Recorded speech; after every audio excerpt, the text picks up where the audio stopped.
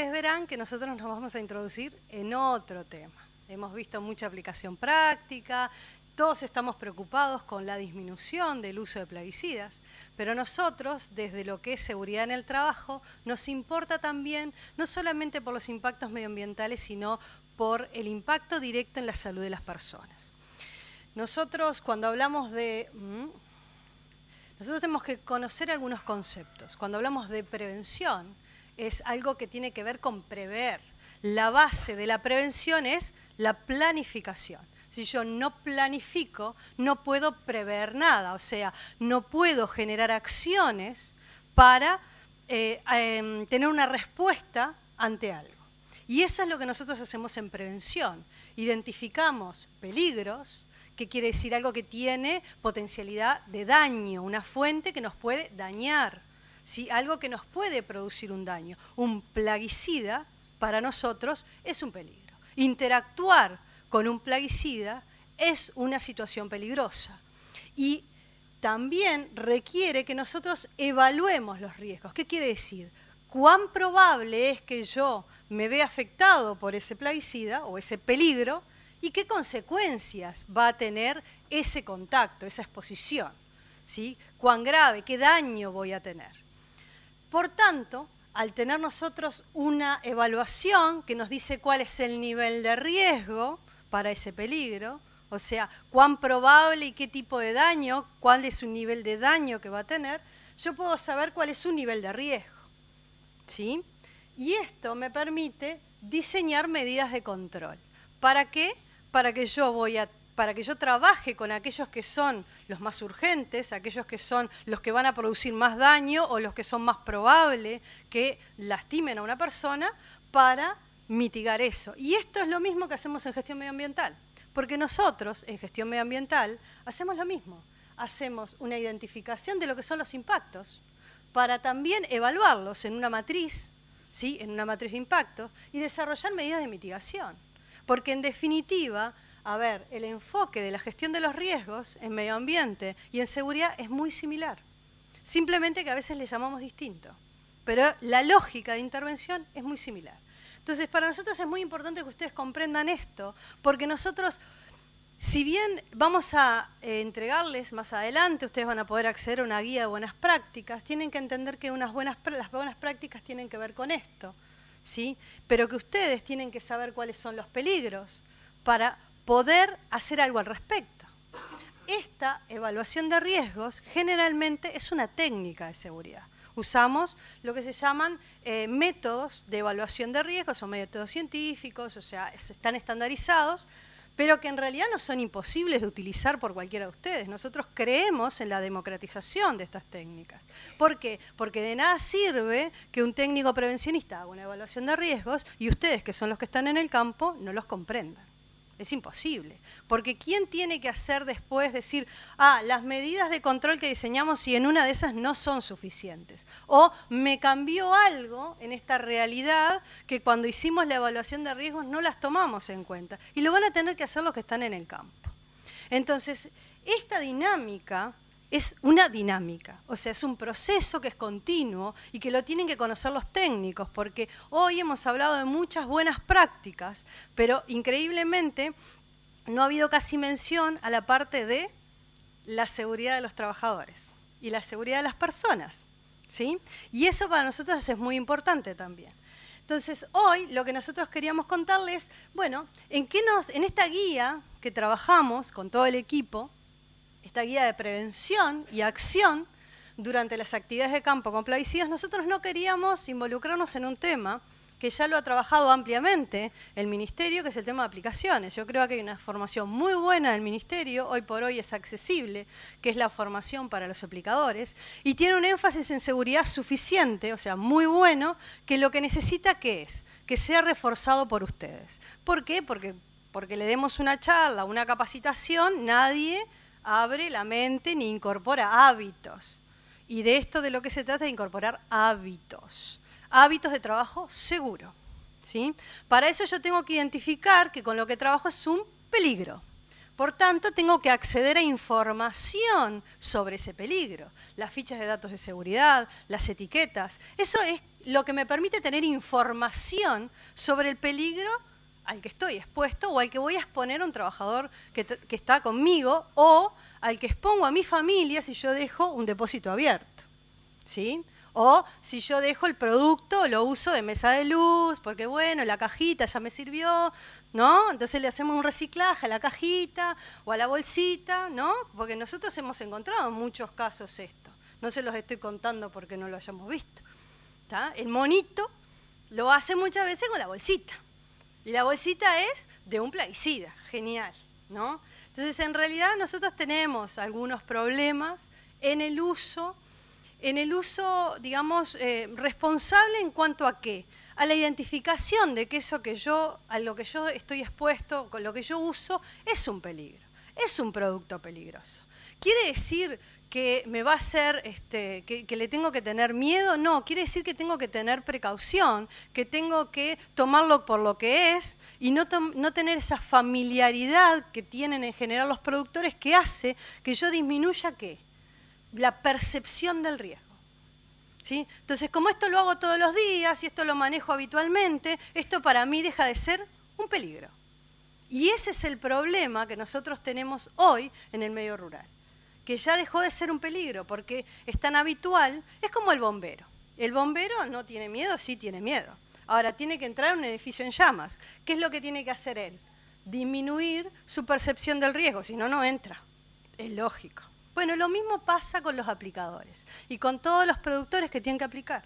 Disminuimos la percepción del riesgo porque yo no puedo vivir todo el tiempo con miedo, ¿no?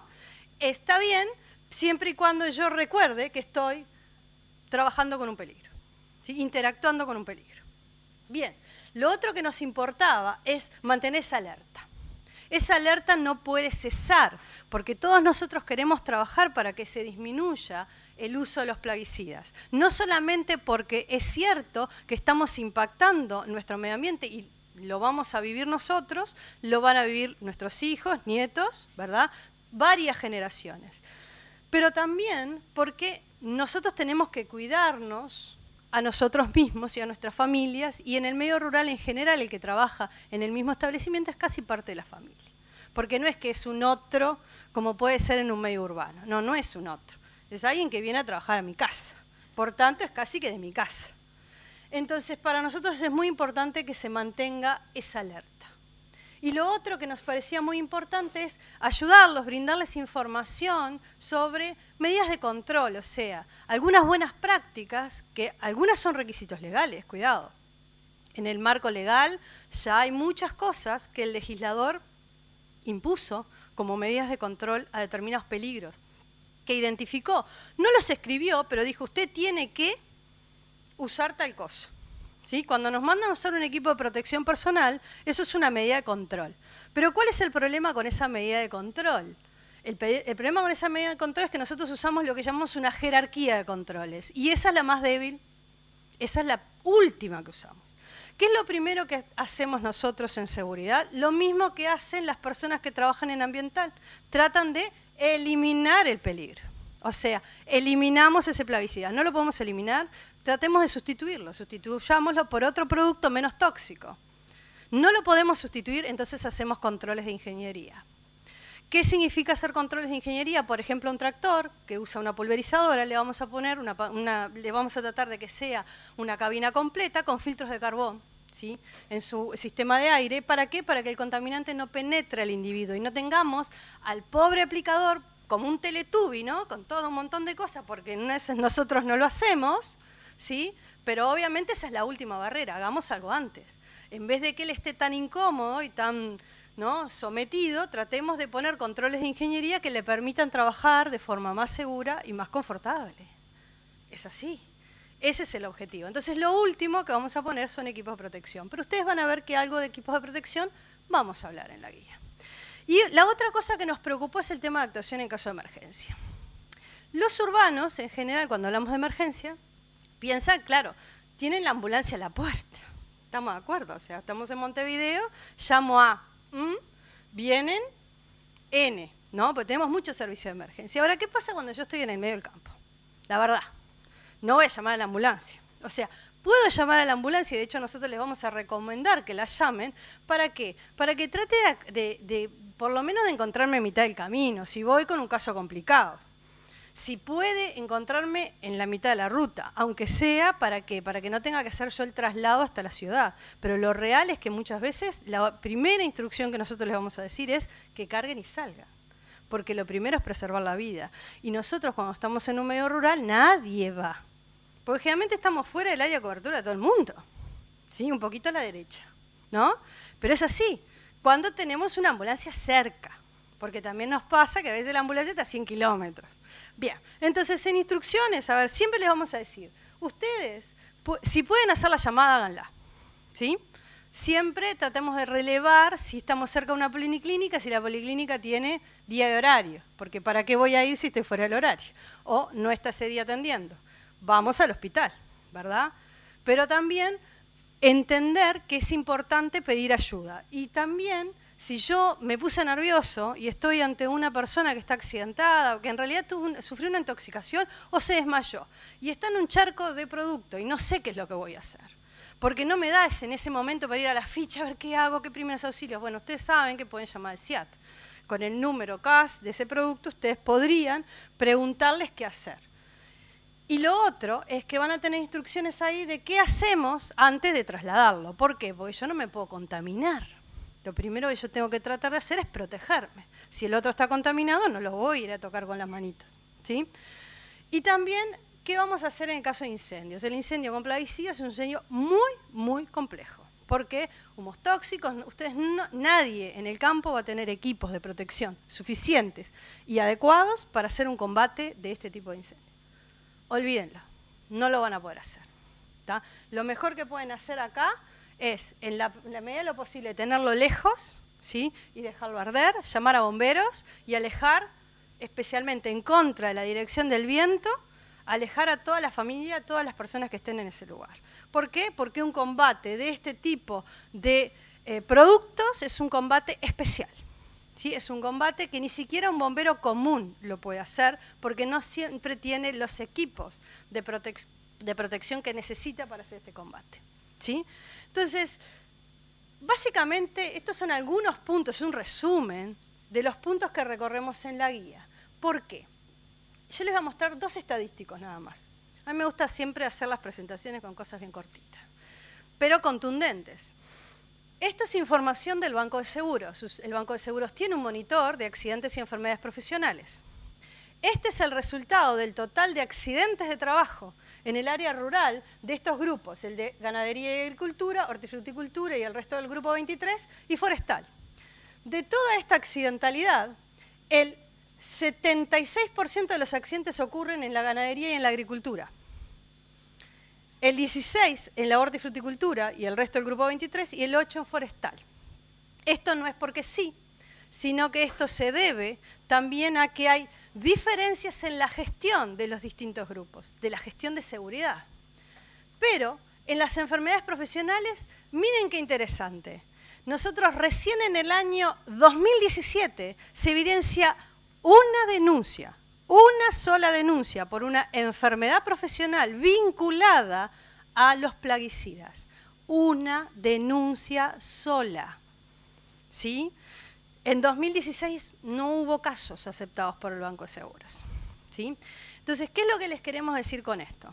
Tenemos varios problemas con el tema de enfermedades profesionales. Las enfermedades profesionales, en general, son las que se vinculan. A ver, yo puedo tener un accidente porque me expongo a un plaguicida y tengo una intoxicación súbita. ¿Sí? Eso para nosotros va a ser un accidente porque yo sé el momento preciso en el que ocurre.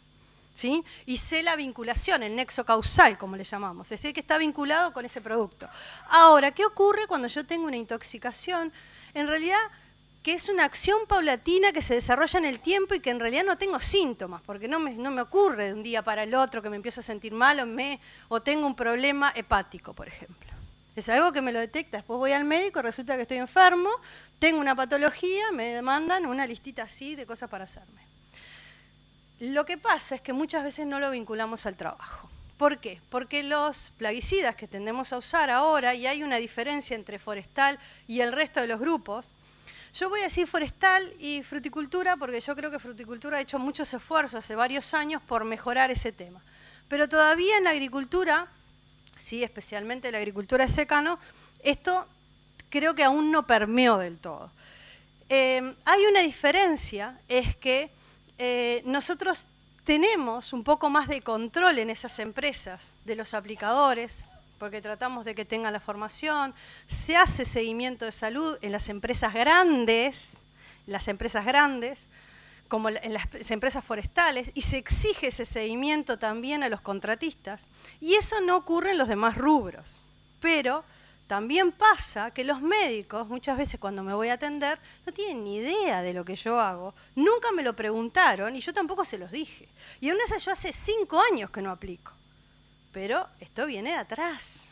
Esta es una historia que viene hace muchos años. Y en forestal, por ejemplo, nosotros cada vez aplicamos productos menos tóxicos. ¿Sabes lo que pasa con los aplicadores? Se relajan más. Porque esto ya no me da ni mareos, ni me duele la cabeza, no me pasa ni la mitad de las cosas que me pasaban antes. Entonces, esto no pasa nada.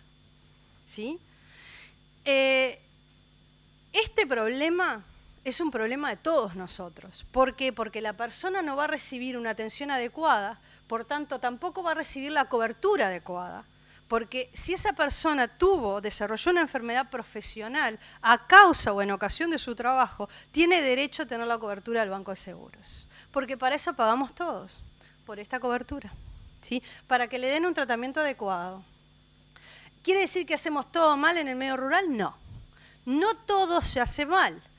Lo que pasa es que a veces lo que nos falta es sistemática. Hay muchos productores preocupados en mejorar los niveles de seguridad porque pues, no se quieren lastimar ellos, no quieren que se lastime su gente, no quieren producirle un daño a su familia. Ahora, yo les voy a contar una cosa. Cuando yo trabajaba en el área forestal, en una empresa forestal grande, empezamos a hacer los estudios de potabilidad en los campos. Hace unos años nos daban todos positivos, después empezaron a darnos todos negativos los estudios de potabilidad.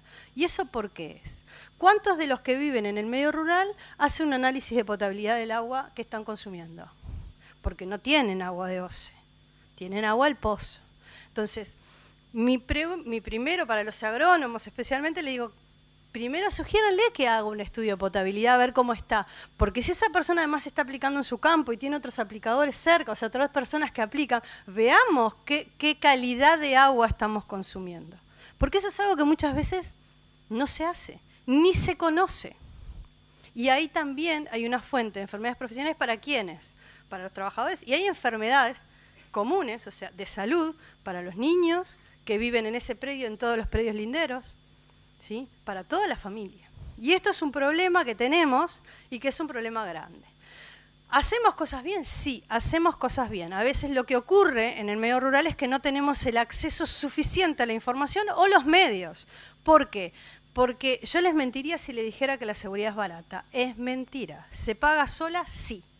Sí, señor, porque usted va a mejorar su estándar, usted va a tener salud, que es algo que no tiene precio. Pero lo que es cierto es que requiere inversión, requiere formación, requiere también que le demos herramientas de gestión a los productores para que sepan qué hacer y para que se informen. Acá en Montevideo y en las zonas urbanas es fácil acceder a la información. Ahora, yo, si estoy en el medio del campo, cuando me muevo al pueblo es por cosas concretas, ¿no? Por cosas específicas. Entonces tenemos que generar también, ser capaces de generar una suerte de intervención para ayudar a que la información llegue, las herramientas lleguen y también ayuda llegue, ¿sí? Para que esto sea posible. Yo creo que hay mucha gente que quiere hacer las cosas bien, pero a veces no sabe o no tiene los medios para hacerlo. No creo que sea solo un tema de voluntad. Bien, importante comprender que son peligrosos para el hombre y el medio ambiente los plaguicidas, especialmente si los usamos solamente mirando el fin productivo que tienen, olvidando a las personas que los manipulan o interactúan y el suelo que los recibe. Hacemos una afectación al ecosistema y nosotros somos parte de un ecosistema. Nosotros somos parte de este ecosistema, ¿sí? No es que nosotros estamos aparte del mundo. Y también tenemos que recordar que los plaguicidas son silenciosos. Por eso, siempre que ustedes, y si son aplicadores, van al médico y le detecta esto, esto y esto, nunca se olviden de decirle, si ustedes son aplicadores o si hace unos años atrás aplicaron, qué aplicaron y por cuánto tiempo. Nunca se olviden de esa información porque el médico a veces la omite, pero para ustedes es muy importante para que los ayude en su tratamiento, por si es necesario. También a nosotros nos interesa que se desarrolle este concepto de la producción segura, que es un concepto que hace que la producción sea sostenible para la vida. O sea, yo uso lo que no impacto, o sea, lo que genera menos impacto para el medio ambiente y para el hombre. Una producción segura. Produzco, sí, todos tienen que producir, es correcto. Nosotros tenemos una demanda muy alta de alimentos hoy en el mundo, pero tenemos que lograr una producción segura, sostenible para la vida. Y finalmente, esta es la gran vedette de este equipo, porque en realidad nosotros colaboramos con ellos, pero aquí hay una colaboración de muchos organismos donde se trató de sacar algo que fuera sencillo. A ver, para un técnico a veces es difícil no ser técnico, ¿no? Cuando nos ponemos a escribir, siempre el ego puede más y dice, vamos a mostrar todo. No, en esto no se trataba de mostrar todo lo que sabemos, sino poner todo lo mejor que habíamos aprendido en nuestro desarrollo profesional y lo que habíamos aprendido incluso con los productores, al servicio de el productor rural y el peón rural, para que fuera comprensible, para que llegara a quien tenía que llegar y no demostrar tanto el tema del conocimiento, sino lo mejor que habíamos aprendido y lo mejor que podíamos compartir. Se buscó que fuera una guía lo más amena posible y esperamos que sea de recibo de ustedes, está trabajando todo el equipo en esto, para que esto llegue a la población que nosotros pensamos, que era el pequeño productor, el peón rural, el que muchas veces no recibe la información, no le llega, por también hay una característica de un poco de aislamiento, ¿sí? Bueno, y eso es hasta ahí mi presentación, cortita. Muchas gracias.